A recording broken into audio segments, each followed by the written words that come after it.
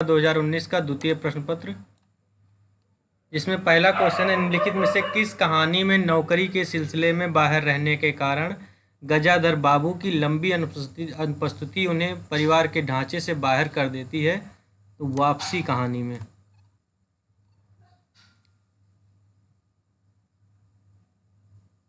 वापसी कहानी किसकी है? उषा प्रियमवदा की है। प्रेमचंद किस कहानियों में देसी रियासतों के राजाओं का चरित्र और वहां चलने वाली राजनीतिक गतिविधियों का चित्रण मिलता है?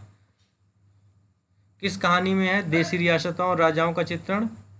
तो रियासत का दीवान और शतरंज के खिलाड़ी, ये दोनों में क्या मिलता है? देसी रियासतों और राजाओं के चरित्र चलने वाले राजनीतिक गतिविधियां। क्वेश्चन नंबर 3 है, द्विवेदी युगीन कविता की मुख्य प्रवृत्तियां क्या हैं? तो समाज सुधार है और इतिवृत्त्यात्मकता है। द्विवेदी जी ने द्विवेदी युग को जागरण सुधार काल के नाम से भी जाना है। बिंब के अनिवार्य तत्व क्या क्या हैं? बिंब के अनिवार्य तत्व क्या क्या हैं? तो क्या क्या है? कल्पना है और विवरणात्मकता है। ये दोनों बिंब के अनिवार्य तत्व हैं। अपने काव्य सिद्धांत की निर्मित के लिए किस पाश्चात्य आचार्य ने सहज अनुभूति की अवधारणा का सहारा लिया? सहज अनुभूति के साथ कौन लिया है? क्रोचे ने सहज अनुभूति का सहारा लिया है, क्रोचे ने। क्वेश्चन नंबर अगला, प्रश्नकाल के अनुसार निबंध संग्रहों का सही क्रम क्या है? सबसे पहले क्या श्रृंखला की कड़ियां हैं, अशोक के फूल हैं, अर्धनारीश्वर है, श्री की याद आई। श्रृंखला की कड़ियां 42 में है, अशोक के फूल 48 में है, अर्धनारीश्वर 42 में है, श्री की याद आई 95 में। अगला क्वेश्चन है, दलित चिंतन और साहित्य में अभिव्यक्त मनुष्य गांधी जी का हरिजन ही हो। क्या कथन है कि दलित चिंतन और साहित्य में अभिव्यक्त मनुष्य गांधी जी का हरिजन ही हो, क्योंकि दलित साहित्य में मुख्यतः बाबा साहेब अम्बेडकर के सामाजिक राजनीतिक जीवन को चिंतन को अपनाया गया। तो ए और आर दोनों सही है। अगला क्वेश्चन, निम्नलिखित में हिंदी के यात्रा वृत्तांत हैं। हिंदी के यात्रा वृत्तांत कौन कौन से हैं? तो हिंदी के यात्रा वृत्तांत हैं बी और सी।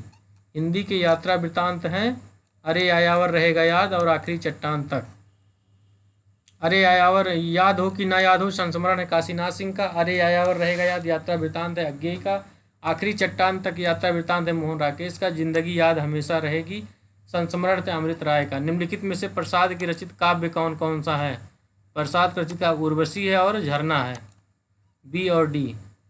तितली उपन्यास है, उर्वशी काव्य है, इरावती का उपन्यास है और झरना काव्य है। निम्नलिखित में से गीत नाट्य कौन कौन सा है? तो अग्निलीक गीत नाट्य है और उन्मुक्त गीत नाट्य है। अग्निलीक है भारत भूषण अग्रवाल का, उन्मुक्त है सीताराम शरण गुप्त का, नेपथ्य राग जो है नाटक है मीराकांत का और त्रिशंकु जो है निबंध है अज्ञेय का। क्वेश्चन नंबर 11 है, पंडित शैल सत्य बखाड़े दिए बुद्ध वसण न जाने, किसकी रचना है ये सरायपा का है। पंडित शैल सत्य बखाड़े सरायपा। 12 बरस ले कुकुर जिए किसका है? जगनिक का है। 12 बरस ले कुकुर जिए किसका है? जगनिक का है। और बड़ कौशल तुम राधे कीनल कन्हाई लोचन आधे, बड़ कौशल तुम राधे कीन कन्हाई लोचन आधे किसका है? विद्यापति का। जाति ऊंचा पाती ऊंचा ऊंचा जन्म हमार किसका है? रैदास का। अच्छी हिंदी बस एक ही व्यक्ति लिखता था, ये कथन किस आलोचक ने किसके बारे में लिखा है? तो महावीर प्रसाद द्विवेदी ने भारतेंदु के बारे में टिप्पणी की है, कमेंट किया है। ना खास हिंदी ना खास उर्दू, जबान गोया मिली जुली हो, उपयुक्त कथन किसका है? तो किसका है ये? शिव प्रसाद सितारे हिंद का है। इनका प्रमुख रचना है मानव धर्मसार, वामरंजन, आलसियों का कोड़ा, राजा भोज का सपना, सितारे और इतिहास तिमिर नाशक। निम्नलिखित में से किस कथन में रामविलास शर्मा, कौन से कथन रामविलास शर्मा के हैं? तो साहित्य की प्रचारात्मकता का प्रश्न सामाजिक जीवन की यथार्थता की कसौटी पर हल किया जा सकता है। और दूसरा है, पिछली संस्कृतियों से नाता तोड़कर हवा में नई संस्कृति को जन्म नहीं दिया जा सकता। ये दोनों किसके हैं? साहित्य की प्रचारात्मकता और नाता तोड़कर दोनों किसके? रामविलास शर्मा के। निम्नलिखित कहानियों का सही क्रम क्या है? उसने कहा था उसने कहा था 15 में, आकाशदीप में, ईदगाह 33 में और परिंदे 56 में। परिंदे निर्मल वर्मा का है। भारत भारती के संबंध में कौन सा कथन सही है?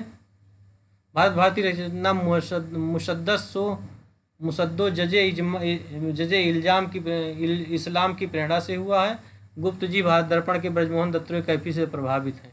कौन सा इसमें दोनों सही है? तो ए और सी सही है, ए और सी यही दोनों सही भी है। गुप्त जी भारत दर्पण के लेखक ब्रजमोहन दत्त कैफी से प्रभावित हैं। भारत भारती की रचना मुसद्दो जजे इस्लाम की प्रेरणा से हुई है। अगला क्वेश्चन है, निम्नलिखित में से दलित जीवन पर आधारित उपन्यास है। दलित जीवन पर आधारित उपन्यास कौन है? धरती धन अपना और ठीकरे की मंगनी।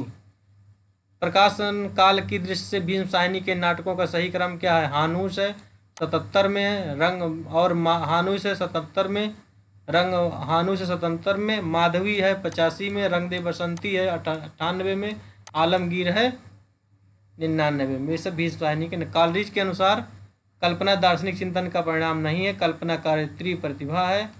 इसमें देखते हैं इसका उत्तर क्या है। सी इसका उत्तर सही है।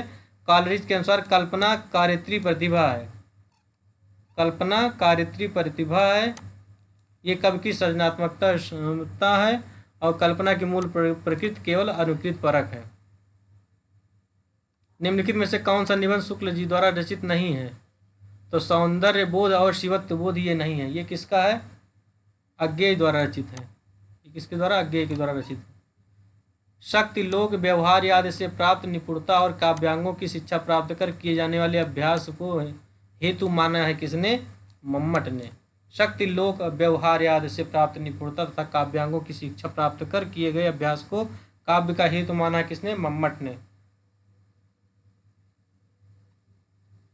हिंदी में प्रचलित सिफारिश किस भाषा का शब्द है? सिफारिश अरबी भाषा का शब्द है।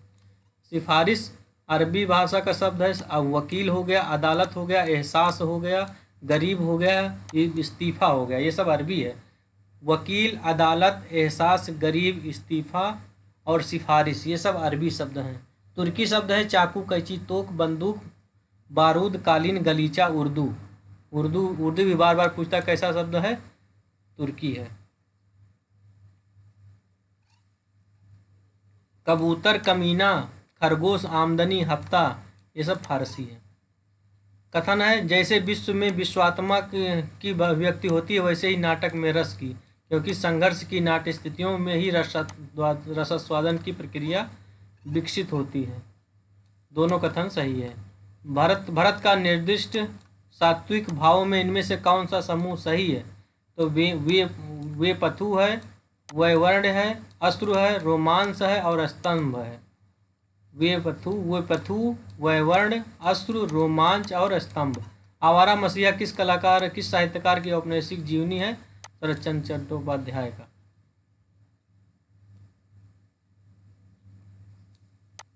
कब लिखी गई? 1974 में।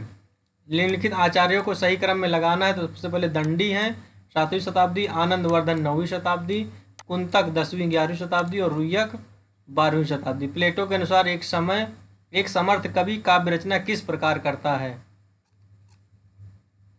तो किसी सचेष्ट कलात्मक प्रेरणा की अपेक्षा दैवी शक्ति से प्रेरित अनुभूति होकर एक समर्थ कवि जो है रचना करता है।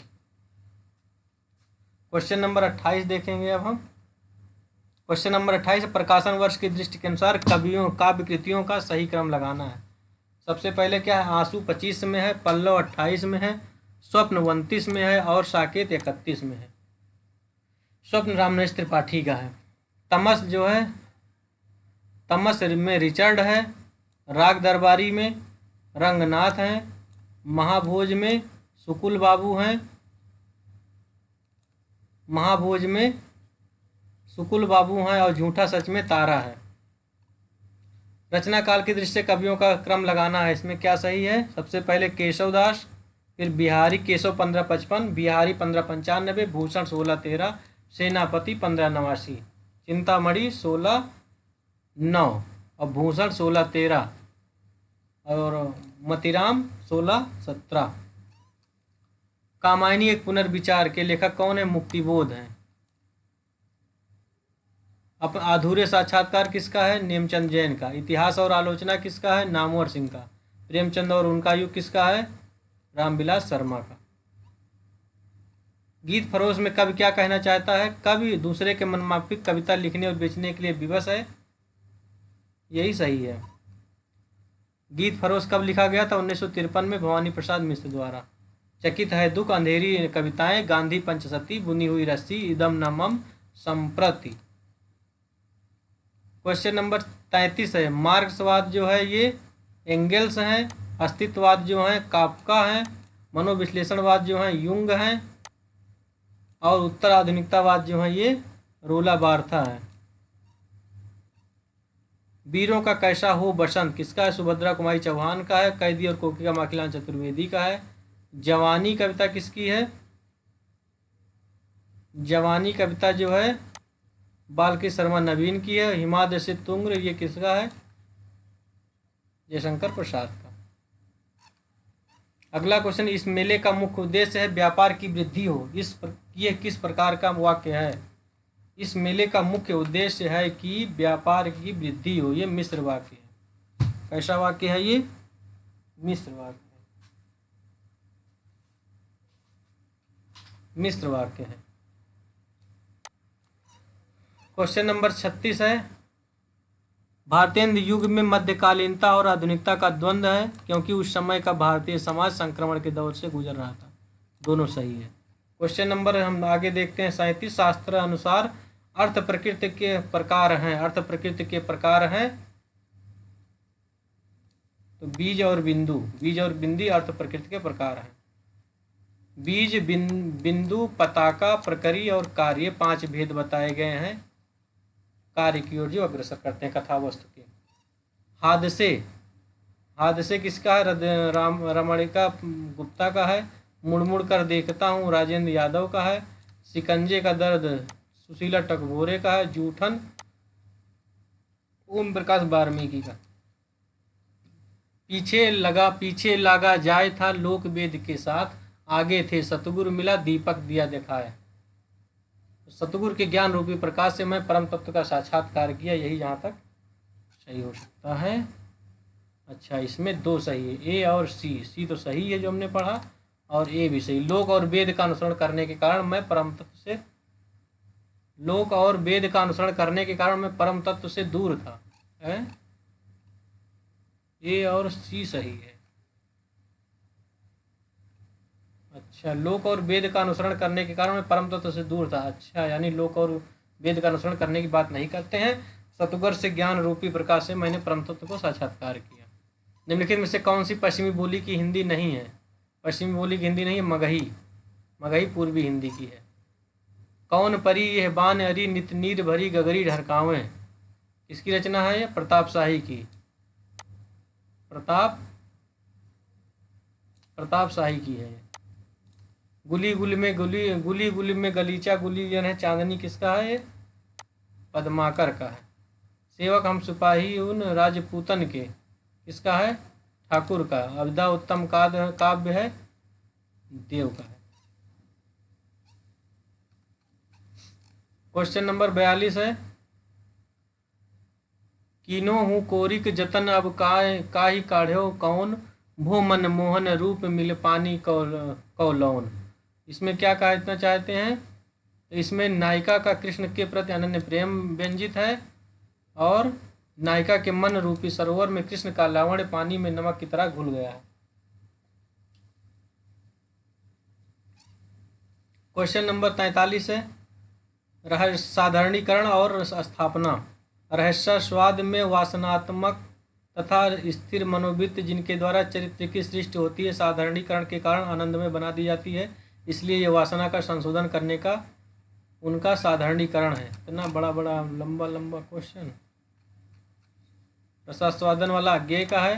काव्य प्रसंग या रस, काव्य प्रसंग या रस की बात करेंगे तो शुक्ल जी का है, ये शुक्ल जी का है। लोक हृदय की बात करेंगे तो ये नगेंद्र का है। यहाँ से देख लेते हैं।